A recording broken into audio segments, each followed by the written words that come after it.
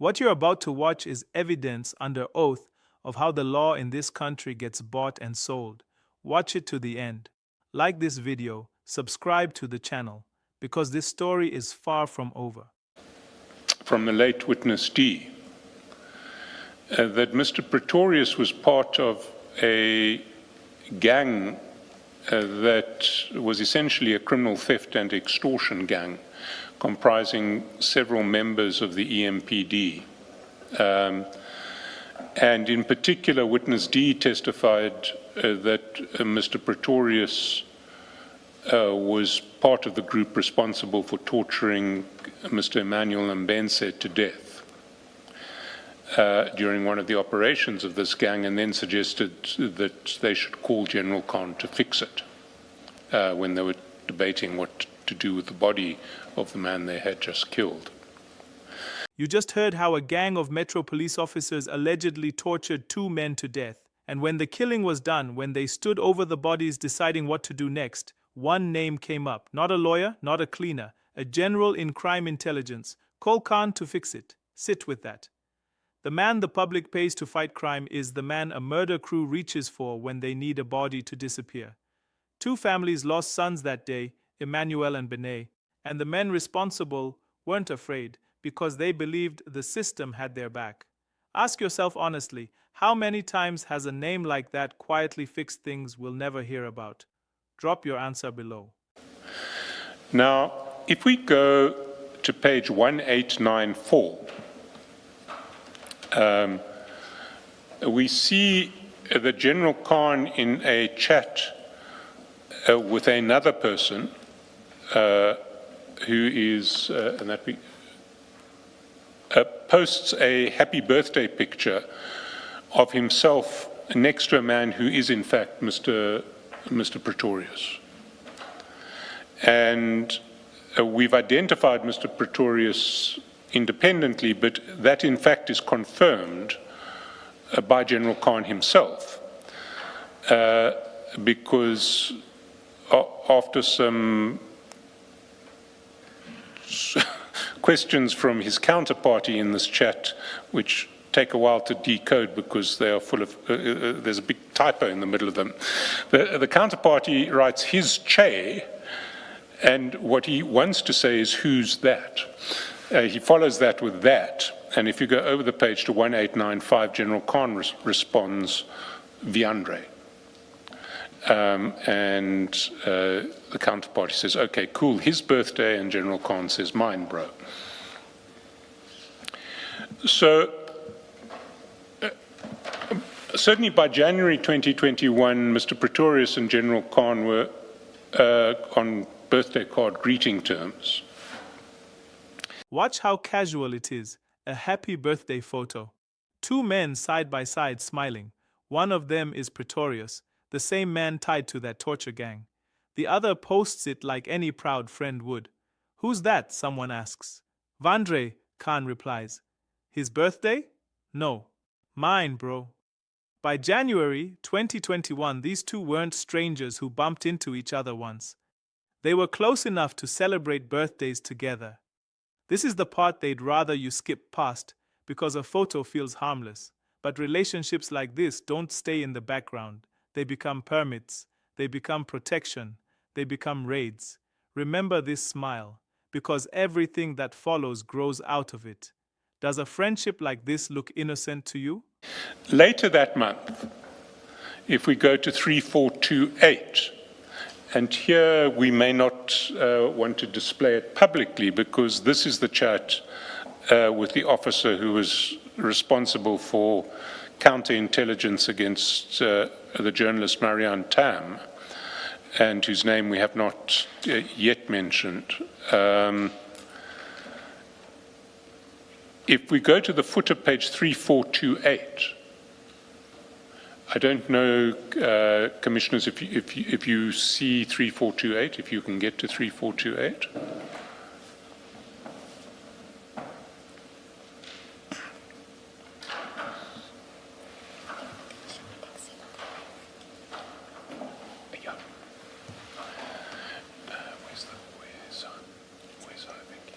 Okay. In fact, we can display a redacted copy, which won't be a problem.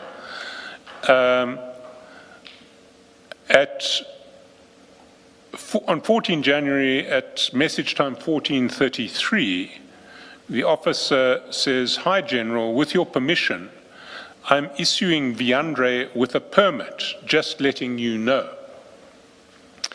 We won't then display the next message, where the General says, "Hi, so-and-so, no problem."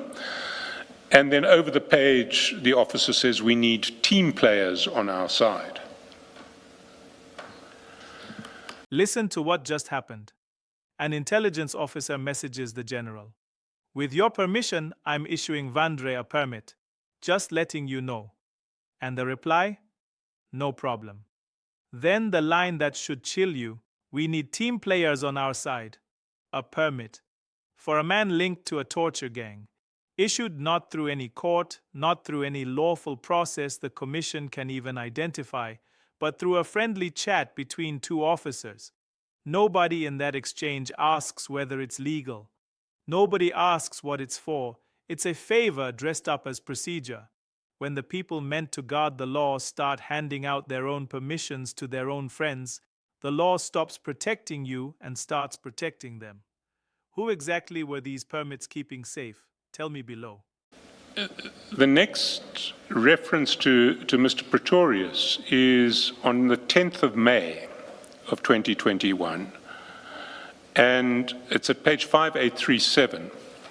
It's in the chats between Mr. Sayed and General Khan, and it is a video that Mr. Sayed sends to Mr. Khan, which we'll display, because it's a video that he sends of Mr. Pretorius next to an unmarked car with blue lights.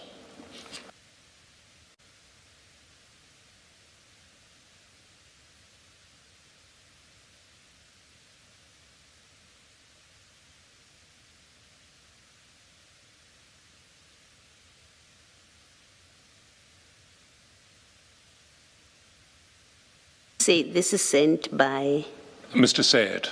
to General Khan. To General Khan. Thank you. And General Khan's response is he's looking sharp in the next chat. It's okay, the one with the line. A few days later, Mr. Sayed sends two more videos of Mr. Pretorius with blue lights. A video lands on the general's phone. Pretorius, standing next to an unmarked car with blue lights flashing. Not a real police car, an unmarked one dressed up to look like authority. And the general's response? He's looking sharp. Think about what blue lights mean to an ordinary person on a dark road. You slow down, you trust, you pull over because you believe the state is protecting you. Now imagine those lights belong to a man connected to a criminal gang, and the crime intelligence general is admiring how good he looks. This is how fear gets manufactured and sold. The symbol of protection, handed to the exact people you need protecting from. When you see blue lights tonight, will you feel safe? Or should you? Let me know. And Mr. Sayed follows up those two videos at the top of 5874 with a message to General Khan, "That's how we roll, boys in blue." And General Khan responds, "Too good, bro."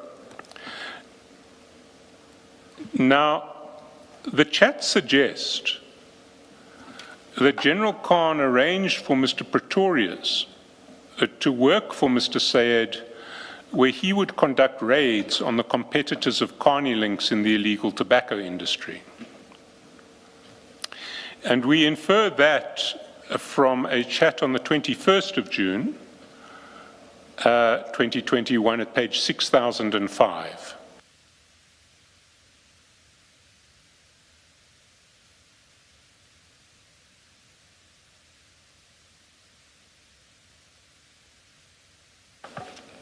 And there at message time 7:18 a.m., Mr. Sayed says to General Khan, "Brew, won't Shaheen get upset that W, and W is a reference to Viandre, is resigning? will you please handle it for me when the time comes and tell him that you placed him by me for other reasons? And General Khan responds, I discussed it with Viandre, we have a plan.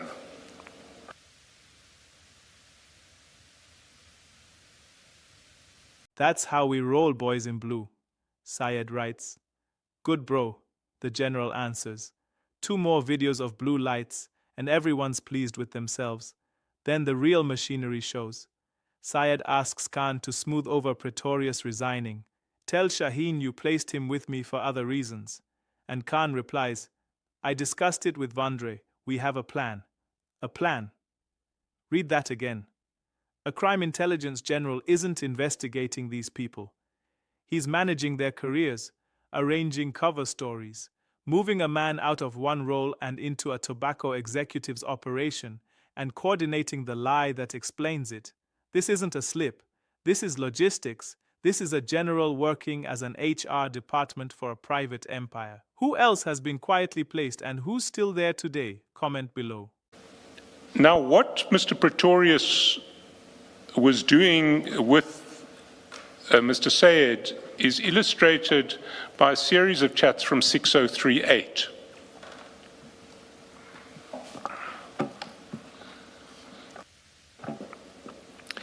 And there at the top of the page, General Khan messages Mr. Sayed, Slam's brother, Viandre has a lead on a big cigarette bust on the East Rand. Maybe give him a call. And I just want to pause there so that we can contextualize what we're looking at. We're looking at a crime intelligence general calling an executive in the tobacco industry saying that someone who they both know has a lead on a cigarette bust on the East Rand, and so the tobacco industry executive should give him a call. And it requires some explanation, because one would imagine that if a bust is taking place in an industry, one doesn't notify players in the industry, even if they're competitors, while that bust is taking place. It's something for the police to do, not for the industry to be told about. Mr. Chaskalson, when you started on this topic, you said that officer, whose name we will not mention, was discussing with General Khan the issuing of a card or a document to Mr. Pretorius. Is that card or document issued in terms of the law, or does it reflect that he's a law enforcement officer? What does it show exactly? We do not know. We have not seen. That's a question we'd like to ask both of those officers, or both General Khan and that officer. What is that permit? He refers to it as a permit. We don't know what it is. But yes, I mean, it's a document that would purport to permit him to do certain things. Whether it was lawfully issued and what it purports to permit him to do, we do not know. Here's the moment the advocate stops and forces the room to breathe. A crime intelligence general messages a tobacco executive. Vandre has a lead on a big cigarette bust. Maybe give him a call. Sit with how backwards that is. When police plan a bust, they don't phone the industry. They especially don't phone a competitor of the target. A bust is police work, not a heads up for businessmen. And when the commissioners ask the simplest question, what is this permit? Is it even legal? The answer is chilling in its honesty. We don't know. Nobody knows. A document with the power of the state behind it, and not even the investigators can tell you what it authorized. That's not enforcement. That's a private raid wearing a police uniform. Does this still look like law to you? So starting with the first one, let's do 1, 2, 3, 4 in succession. Sorry. Yeah. Salam's Jen. No, he sent me a message also. He sent me a voice.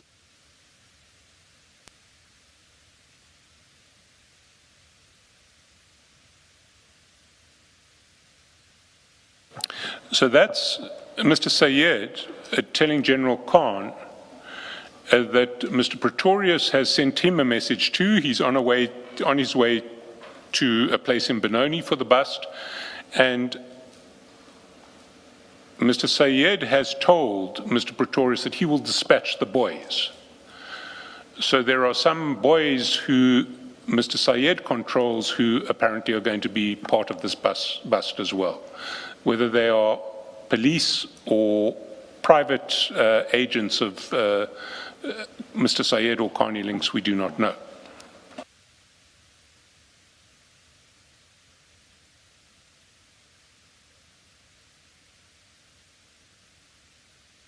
Truck just arrived now. Fuck, the truck arrived. They're busy offloading the cigarettes now in Benoni. I'm rushing there. I'm going to quickly pick up the informant to show me the place. That's a message that Mr. Pretorius has sent to Mr. Sayed, and he has now forwarded it to General Khan. Listen, must I send the boys there to Benoni as well? I can send them as well to Benoni. And that we understand to be Mr. Sayed. We may be wrong saying that he can send the boys to Benoni. Okay, let me just pick up the informant quickly and ID the place. I've just spoke to Colonel Singh now as well. He's with the general.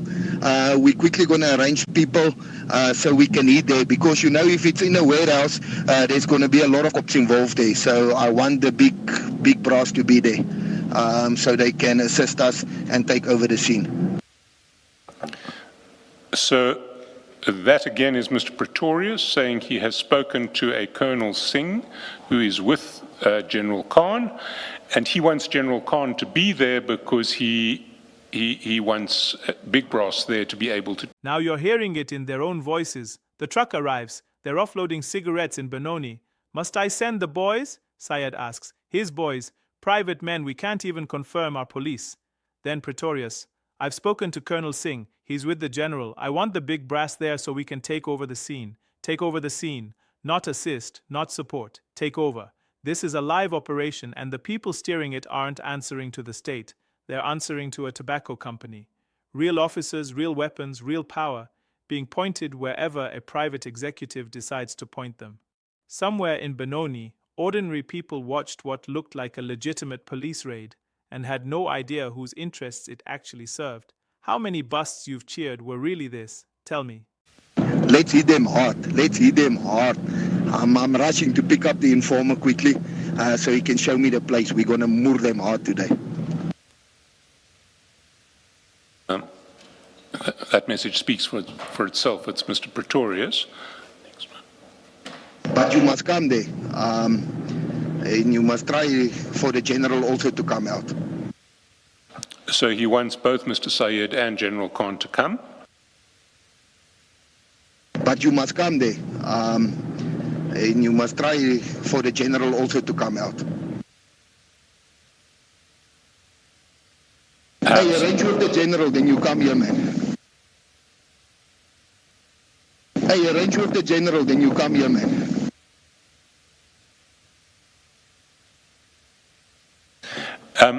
Arrange with the general so that you can come there. Let's hit them hard. Let's hit them hard. Hear the appetite in it. This isn't a reluctant officer doing a difficult job. It's a man rushing to a raid like it's a payday. We're going to hit them hard today. And behind that energy is a simple truth. The target isn't chosen because they broke the law worse than anyone else.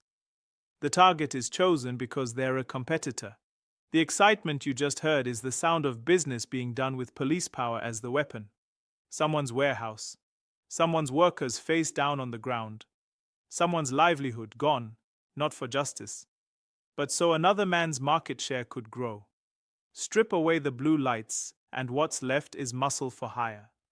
Does that anger you the way it angers me? Say it below. It. But what I do want to draw attention to is the response of General Khan at 6069. where he says to Mr. Sayed, "Great work, brother." And again, this is something that I think we need to step back at and consider. What we have is a crime intelligence officer whose job it is to police the illicit tobacco market, who is complimenting a player in the tobacco market for essentially doing the work of crime intelligence in relation to a competitor of his. And it looks very much like what is going on here is that the crime intelligence resources are being used to enable Carney Links to take out a competitor or to raid a competitor in the name of the law.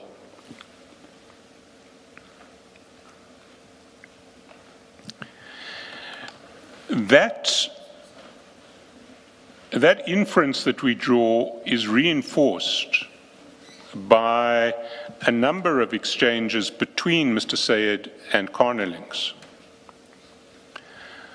where if we go to page 5966,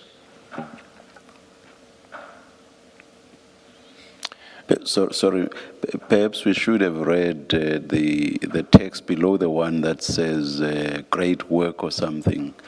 That's where Mr. Sayed is saying all thanks to you, basically. Indeed. No, my brew, Jazak. Great work, brother. That's the general, the man paid to police the illicit tobacco trade, congratulating a tobacco executive for doing his job for him. And the executive fires back, all thanks to you. There it is, in plain text. The advocate spells out what your gut already knew. Crime intelligence resources, your resources, funded by your taxes, were used to help one company raid another and call it law enforcement. The state didn't fail here. The state was borrowed, rented out to a private player who wanted his competitor crushed. And everyone in that chat is thrilled, trading thank yous like partners closing a deal. Because that's what they were. Partners. So when they tell you the system is broken, ask a harder question. Broken or working exactly as someone paid for it to? Comment. And then we have a series of exchanges between Mr. Sayed and Mr. Khan, where Mr. Sayed is General Khan, where Mr. Sayed is essentially asking General Khan to target a competitor of his called Protobac. It starts at 5966.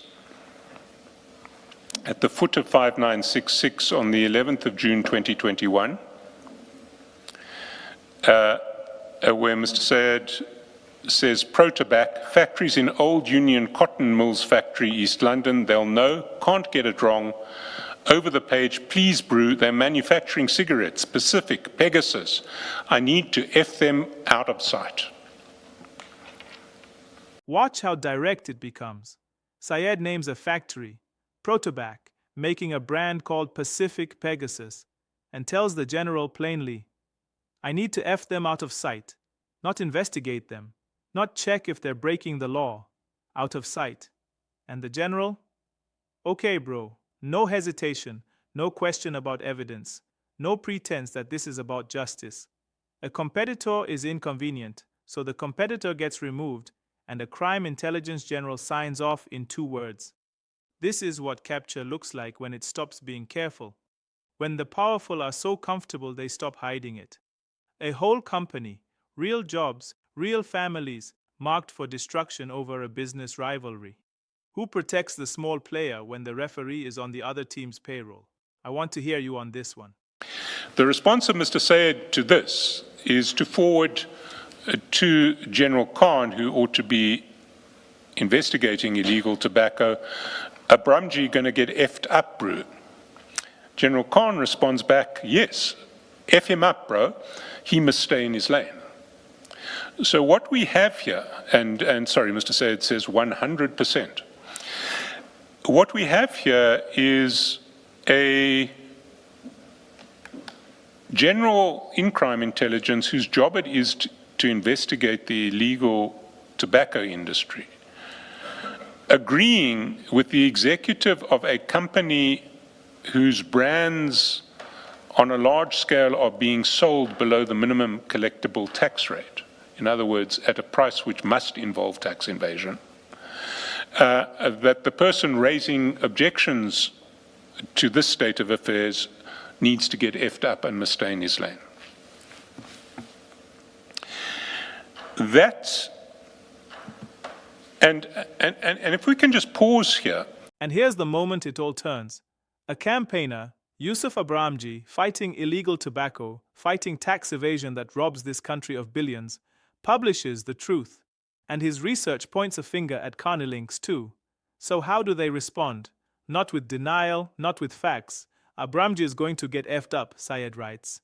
And the general, the man who's meant to protect people like Abramji, replies, yes, F him up, he must stay in his lane, for telling the truth. The same laws that were cheered when they crushed competitors go silent the moment they point home. That's the whole rot in one sentence. Enforcement for enemies, protection for friends, threats for anyone who exposes it. Where does that leave every honest person still trying to speak up? Below? Tell me. What makes this so pernicious is that these laws, it's not that these laws are not being administered, it's that they are being administered selectively. So what one sees is, in the earlier chats, a series of exchanges between Mr. Sayed, who's the Carnelinks executive, and General Khan, enthusiastically applauding raids of illegal tobacco products that belong to competitors, either Protobac or Gold Leaf. But when the finger is pointed at Carnelinks, there's, abusive comments about the person pointing the finger and saying, stay in your lane. And there is then a second episode of this nature, which we see at the foot of page 6458.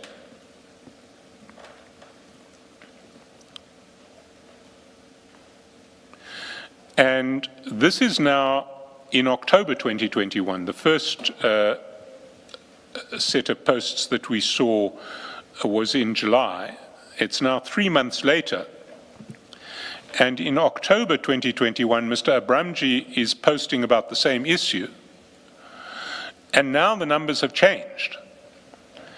3 months down the line, 3 months down the line, brands belonging to Carnelinks, the chief member of the FITA, I think that's the Free Trade Association of Tobacco, were the most frequently, brackets 62%, found below MCT, minimum collectible tax.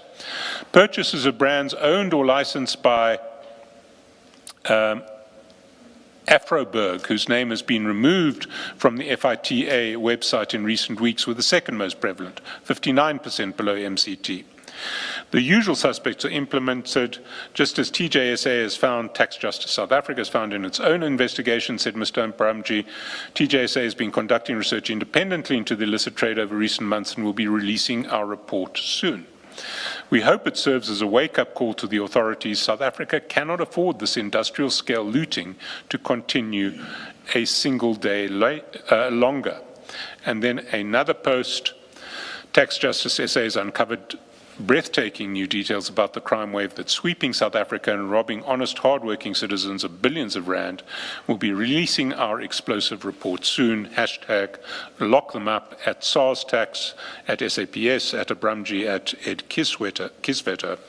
Coming soon, explosive new report on the biggest crime wave sweeping South Africa. The response of Mr. Sayed is, this P is asking for it, bro. And General Khan says, we can sort it out easily. And months later, nothing's changed, except the numbers got worse. Abramji publishes again. Carnelinks brands, most frequently found sold below the tax they owe. His warning to the country, this looting can't continue a single day longer. And their answer? This P is asking for it, bro. We can sort it out easily. That's the story you just watched, start to finish. It was never that the law failed. The law was administered selectively. A weapon against competitors, a shield for friends, a threat aimed at the one man brave enough to name it. And you paid for all of it, in taxes stolen and protection you never received. This is why this channel exists, to make sure these names and these words are never quietly forgotten. If this mattered to you, like it, subscribe, and stay with this story. Because they're counting on you to look away.